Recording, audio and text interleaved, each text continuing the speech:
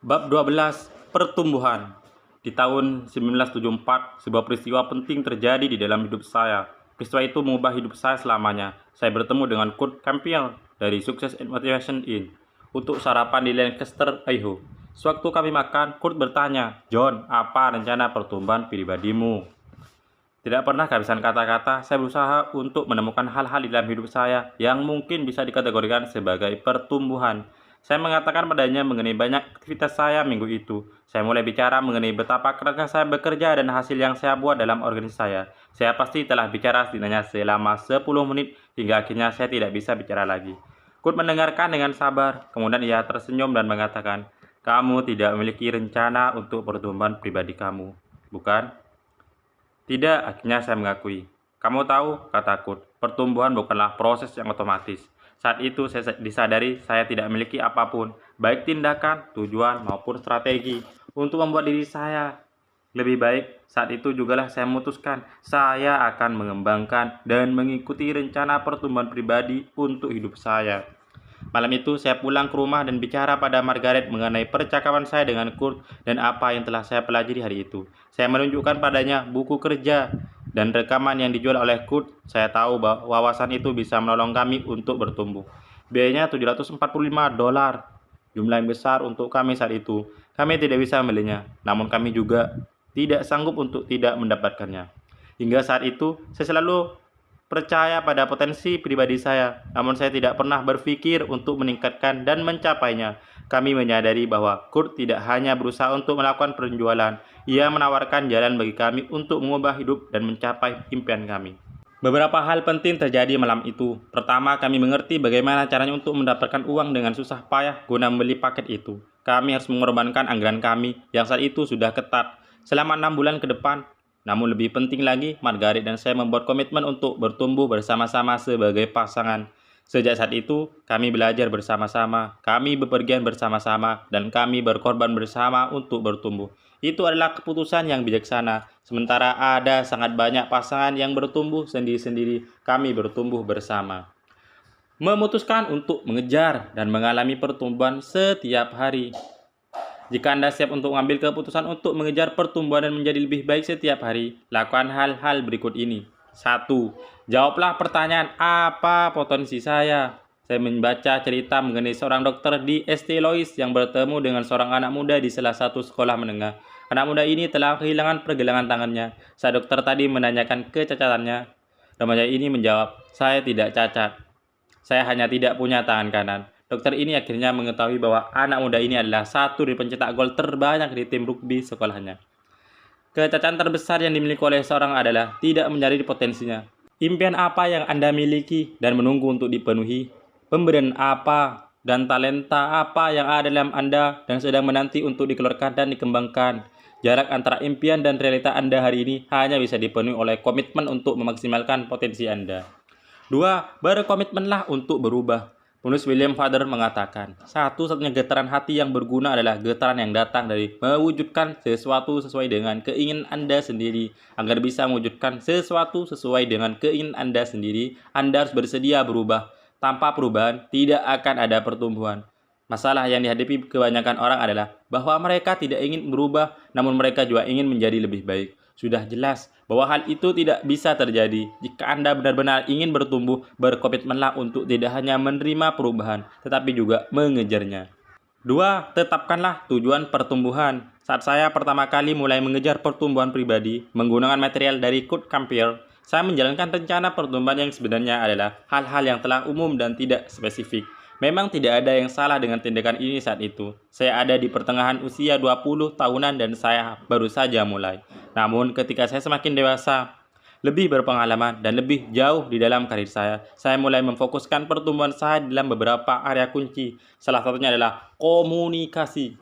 Hal itu logis bagi saya. Tidak hanya karena saya bicara di depan orang banyak 4 atau 5 kali dalam satu minggu, tetapi juga karena saya memiliki bakat di bidang itu. Area lainnya adalah kepemimpinan. Sesuatu yang harus saya lakukan dengan baik setiap hari dalam hidup saya agar bisa sukses di dalam karir saya. Saat Anda merencanakan untuk bertumbuh, rencana itu akan menolong Anda untuk menjadi terfokus. Peter Drucker, bapak dari manajemen modern, mengatakan, teka-teki yang paling sulit dipecahkan bukanlah orang-orang yang melakukan banyak hal dengan buruk, melainkan orang-orang yang hanya kadang-kadang saja melakukan banyak hal dengan baik. Satu saja hal yang ada dimanapun juga adalah ketidakkompetenan. Kekuatan selalu spesifik. Tidak ada yang pernah berkomentar bahwa pemain biola Jazz Stuyvesant mungkin saja tidak bisa bermain trompet dengan baik. Dalam bab prioritas, saya mendorong Anda untuk memfokuskan prioritas di 3 area utama. Hal yang Anda inginkan, hal yang memberikan hasil terbesar bagi Anda, dan hal yang memberikan penghargaan terbesar bagi Anda. Anda harus menggunakan kriteria yang sama untuk pertumbuhan pribadi Anda. Berfokuslah atas pertumbuhan di area kekuatan terbaik Anda, bukan pada kelemahan Anda. Dan bertumbuhlah di area yang akan memberikan nilai tambah pada Anda secara pribadi dan profesional. 4. Belajarlah untuk menikmati perjalanannya. Eugene Grisman, penulis dari The Path of High Achievement, mengatakan bahwa sebagian besar dari Grandmaster catur belajar dan belajar lagi mengenai bergerakan catur, langkah pertama, dan kombinasinya selama 15 tahun selama mereka memenangkan juara dunia pertama mereka. 15 tahun kurang lebih adalah 1/5 dari hidup seseorang. Jika Anda akan menghabiskan sangat banyak waktu untuk mempelajari sesuatu, maka Anda harus menyukainya. Jika tujuannya menarik Anda, namun Anda tidak menyukai perjalanannya, maka sebaiknya Anda mengevaluasi prioritas Anda untuk memastikan bahwa Anda telah menyusunnya dengan benar. 5. Jadilah bagian dari lingkungan yang bertumbuh.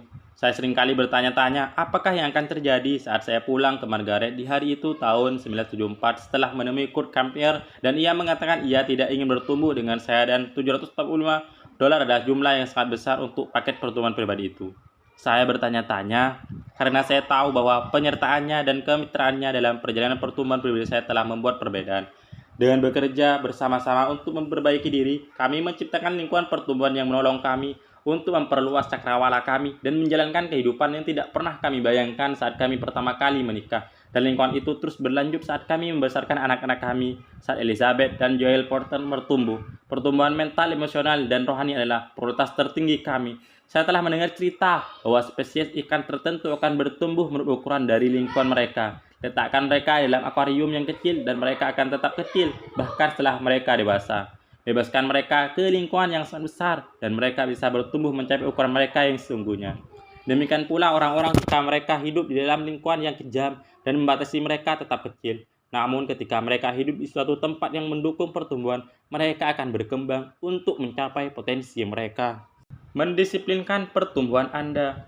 Saat saya selesai mengerjakan material Kurt Campier, saya ingin untuk lebih bertumbuh lagi. Kemudian saya bekerja tepat untuk mempraktikkan disiplin pertumbuhan ini.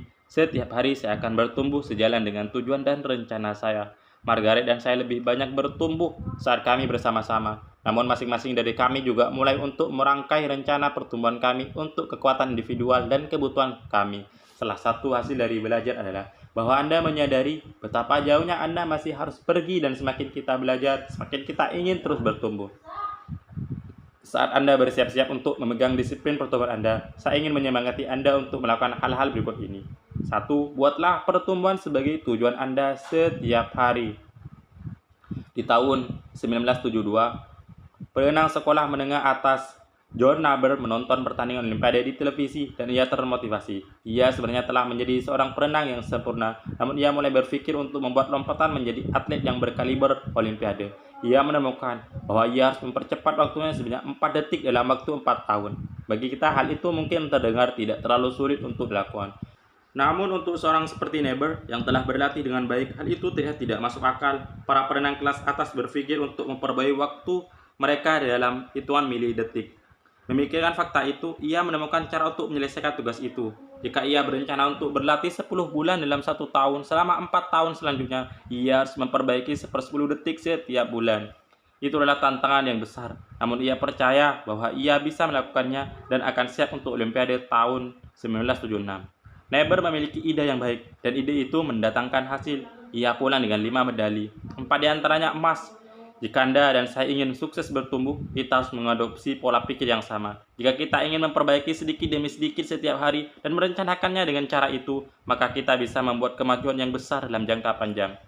Milikilah waktu dan rencana untuk bertumbuh. Satu dari kutipan favorit saya mengenai pertumbuhan pribadi datang dari penulis dan pembicara Earl Nightingale. Saya menemukan lebih dari 10 tahun yang lalu dan kutipan itu memberikan pengaruh yang mendalam bagi saya. Nightingale mengatakan, jika seseorang menyisihkan 1 jam setiap hari dalam subjek yang sama selama 5 tahun, orang itu akan menjadi ahli dalam subjek itu. Kutipan itu mengubah bagaimana saya merencanakan pertumbuhan pribadi saya. Saya mulai menghabiskan waktu 1 jam setiap hari, 5 hari, 1 minggu, mempelajari kepemimpinan. Latihan itu mengubah hidup saya.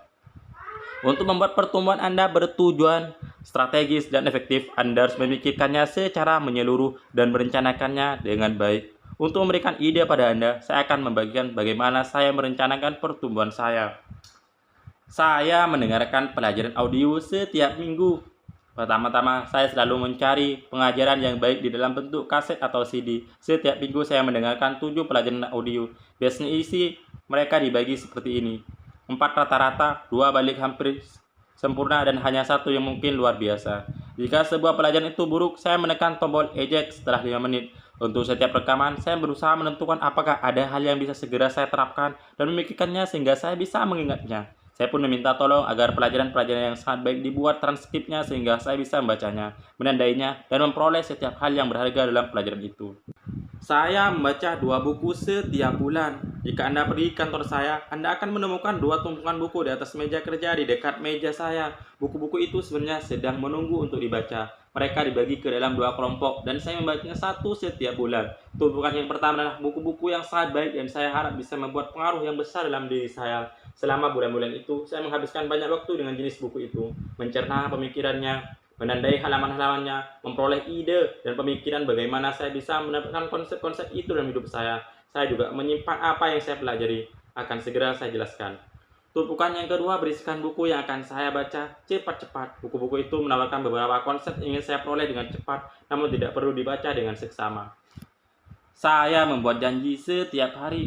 Satu dari hal-hal yang paling banyak saya cari adalah mendengarkan dan belajar dari orang lain. Jadi setiap bulan saya mengatur janji dengan seseorang yang bisa menolong saya bertumbuh. Sebelum pertemuan itu, saya menyiapkan daftar pertanyaan yang sesuai dengan area di mana saya harus bertumbuh dan di mana orang itu telah memperoleh keberhasilan. Saya juga melakukan pekerjaan rumah lain yang menurut saya mungkin saja penting, seperti membaca buku apapun yang telah ditulis oleh orang itu.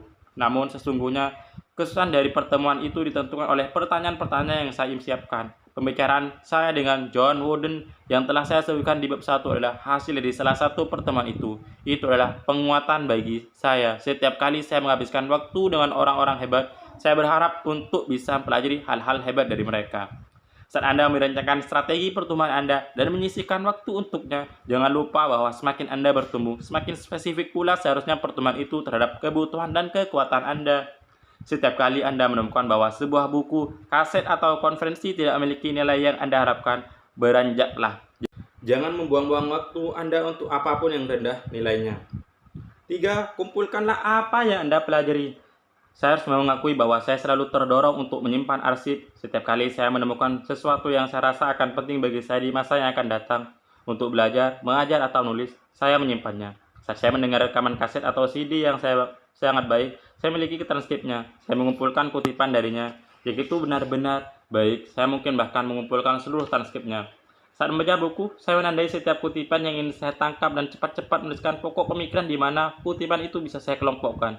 Di bagian depan setiap buku bagus yang saya baca, Anda akan melihat daftar halaman dan subjek tertulis di dalamnya. Saat saya telah selesai dengan buku itu, saya memberikannya pada asisten saya yang menyalin material itu dan mengarsipkannya untuk saya. Saya telah melakukan ini selama 40 tahun. Saya ingin mendorong Anda untuk mencatat kutipan, cerita, dan ide yang Anda temukan saat Anda belajar. Kebiasaan ini tidak hanya memberikan banyak material yang bisa Anda gunakan di masa yang akan datang, tetapi juga akan membuat Anda lebih terfokus, memaksa Anda untuk mengevaluasi apa yang Anda baca, dan menolong Anda untuk melewatkan hal-hal yang tidak penting dan mencari hal-hal baik yang akan merangsang dan menolong Anda untuk bertumbuh. 4. Terapkanlah apa yang Anda pelajari. Make Up a Suit, penulis dari It's Your Ship, mengatakan, naik bukanlah arah yang mudah, itu menentang gravitasi, baik secara kebudayaan maupun magnetis. Seringkali, bagian yang paling sulit dari pelajaran naik adalah menerapkan apa yang Anda pelajari. Itulah nilai yang sebenarnya. Semua pelajaran pada akhirnya harus diterapkan. Itulah ujian terakhirnya. Jika apa yang Anda pelajari bisa Anda gunakan dalam beberapa cara untuk menolong dan memperbaiki diri Anda atau orang lain, maka harganya sesuai dengan usaha Anda. Keputusan pertumbuhan Anda hari ini, di mana Anda berdiri saat tiba waktunya untuk pertumbuhan Anda hari ini. Ajukan ketiga pertanyaan ini pada diri Anda. Apakah saya telah memutuskan untuk mencari dan mengalami perbaikan setiap hari? Jika iya, kapan saya mengambil keputusan itu? Apa yang sebenarnya telah saya putuskan? disiplin pertumbuhan Anda setiap hari. Berdasarkan pada keputusan yang Anda ambil mengenai pertumbuhan, satu disiplin apa yang harus Anda praktekkan hari ini dan setiap hari untuk menjadi sukses.